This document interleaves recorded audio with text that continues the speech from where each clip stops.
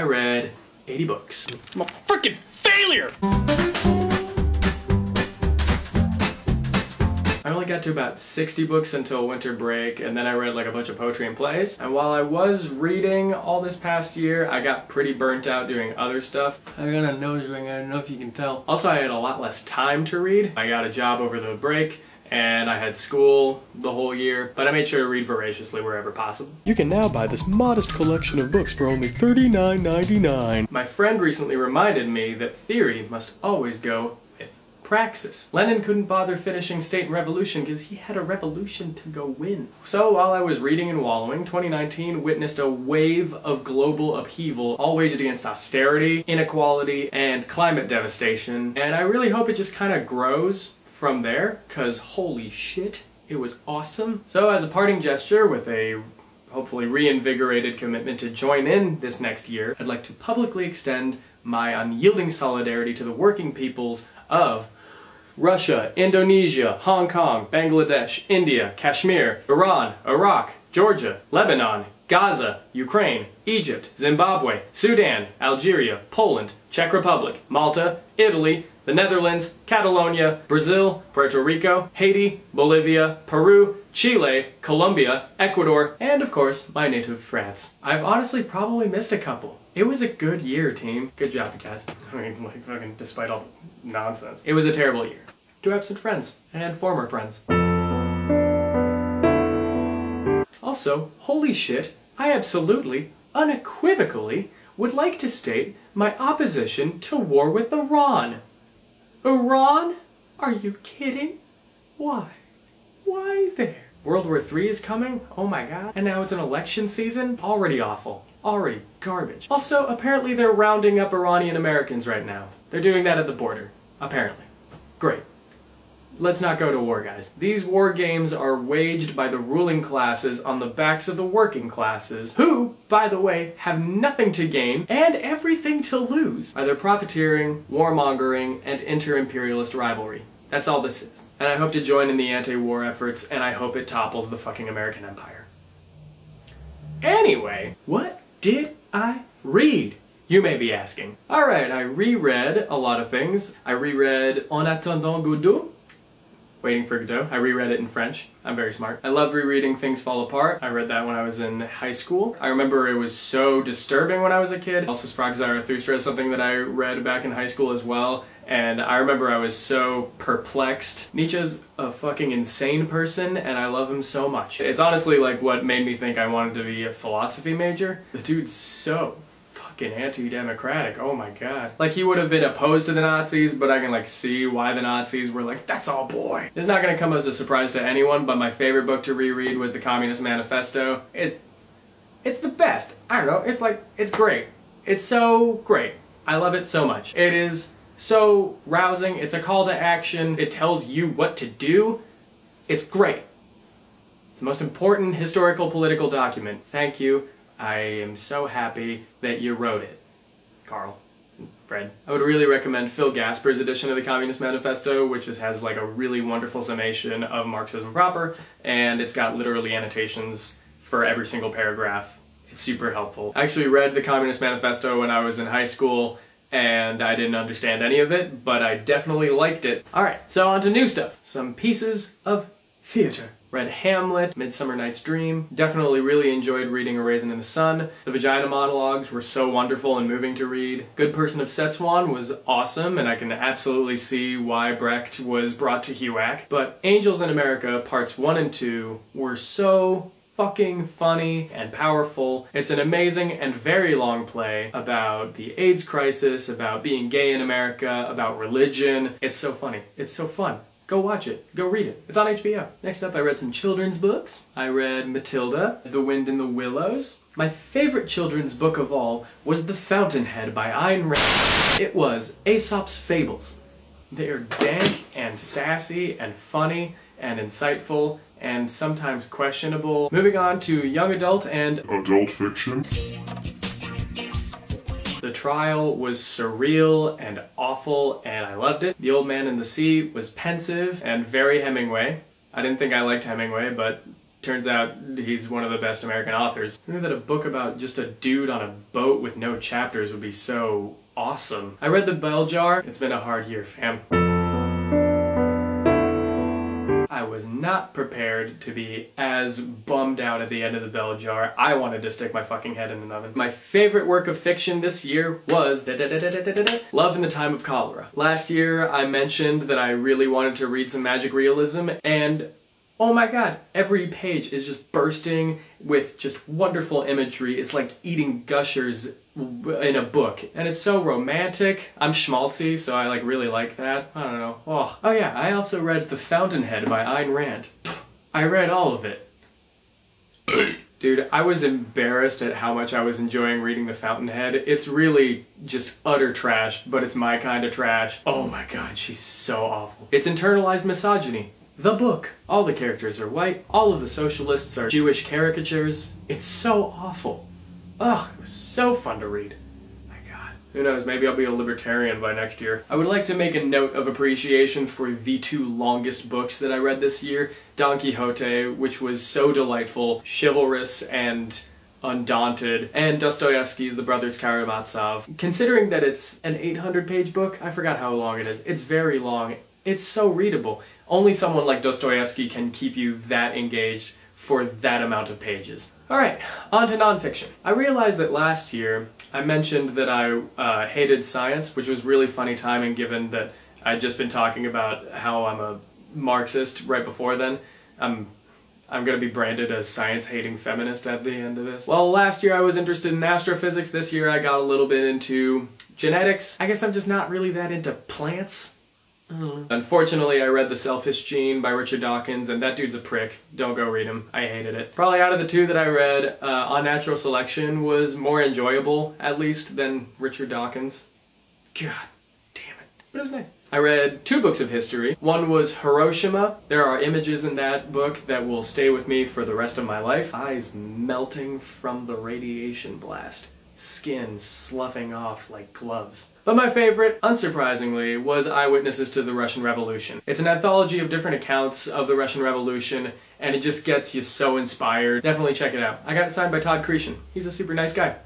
And he lives in Maine. Alright, I read some politics. Read lots of stuff. I read Marx's Ecology, which was an interesting and surprisingly philosophical way of looking at metabolic rift and humans' position to nature, how it's related to production. Uncovers a lot of Marx's thought on nature that turns out to be very applicable to our current period. The Battle for Justice in Palestine, which I didn't realize was going to also be a wonderful crash course on South African apartheid and Irish liberation. Very stark parallels there. Capitalism and Disability by Marta Russell is a new anthology of her writings, and it really helped me understand the concept of reserve army of labor, the role of disability and how it's defined within capitalist systems as the inability to work. And I've been waiting for a Marxist take and understanding of disability for so long, and this really delivered. Also melted my brain with this awesome take on assisted suicide that I'd never even considered. Definitely my favorite political book this year was The Politics of Everybody by Holly Lewis. It tries to put forward a Marxist understanding of queer theory and feminist theory using social reproduction theory. Very thought-provoking take on intersectionality and how a class analysis really is necessary for that. It's just so concrete, and it goes into all sorts of different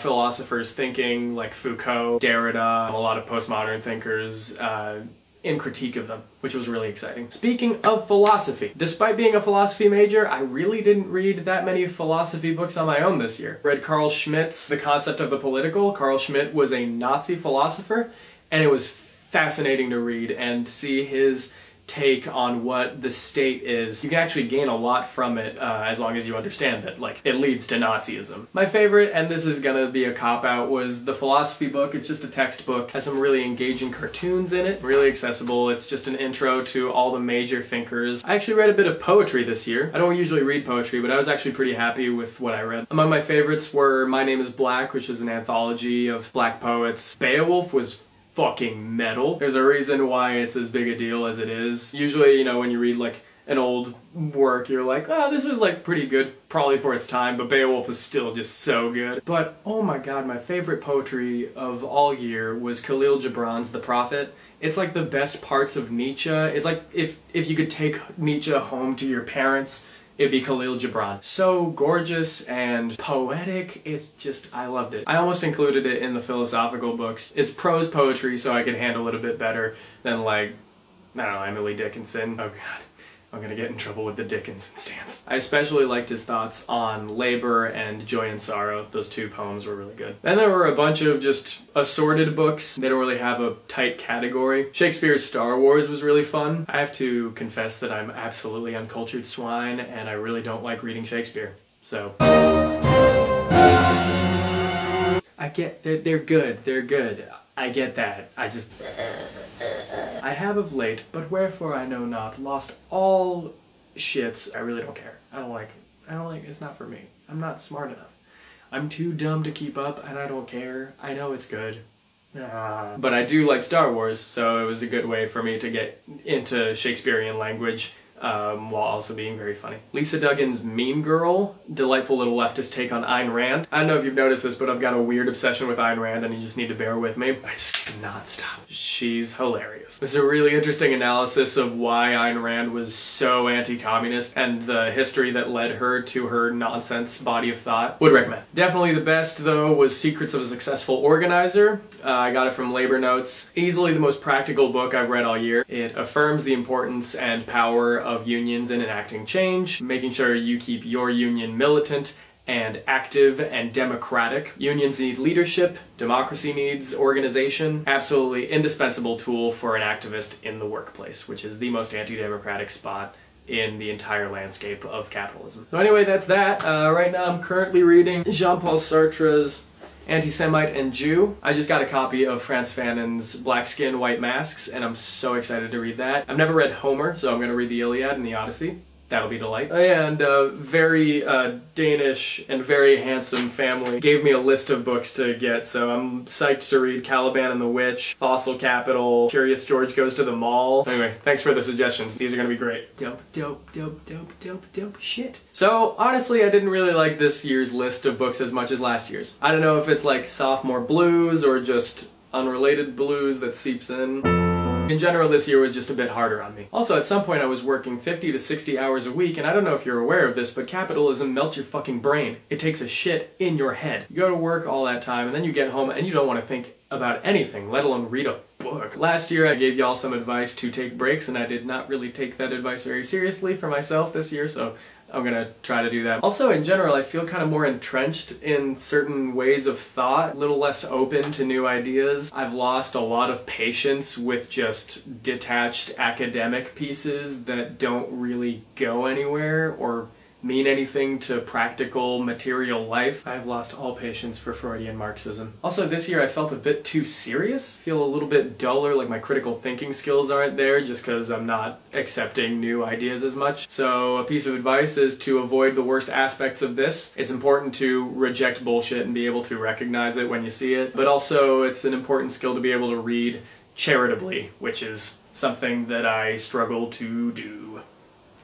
Fix that. And lastly, I'd like to just say that you should go easy on yourself. My video last year set the bar pretty high. I read 100 books, but it's important to note that I didn't have school or a job for a big amount of that time. I was finding time to grieve, and books were helping me during all that. And this year I was kind of existentially concerned about not being able to read 100 books like I hoped I would be able to. But ultimately, I did fine, and you will too if you set a goal for yourself to read or do anything else this year or this decade. New Year's resolutions are a roadmap, not a destination. If you arrive, that's great, but it's probably more important to stay to the spirit of the goal or ambition that you set for yourself. There's a totality of human experience outside of reading to enjoy and laugh and weep in. Don't let yourself get in the way of it. So next year, I am going to take my advice to take breaks and read only 52 books. I'm going to try to read a book a week. That's more manageable and that gives me more time for human connection, other projects that I want to pursue, more breathing room to internalize the content and importance of what I'm reading itself. So anyway, everybody, have a wonderful decade. Don't fall for hate. Don't give in to electoralism and other nonsense. Stand with your fellow workers, no matter what. Do as well as you can. Guillotine the executives of coal and gas if you find the time. Do some activism if you're into that kind of thing. Drink less. Tell the people that you love them, in whatever capacity that means. And probably most importantly, make your regrets count. There.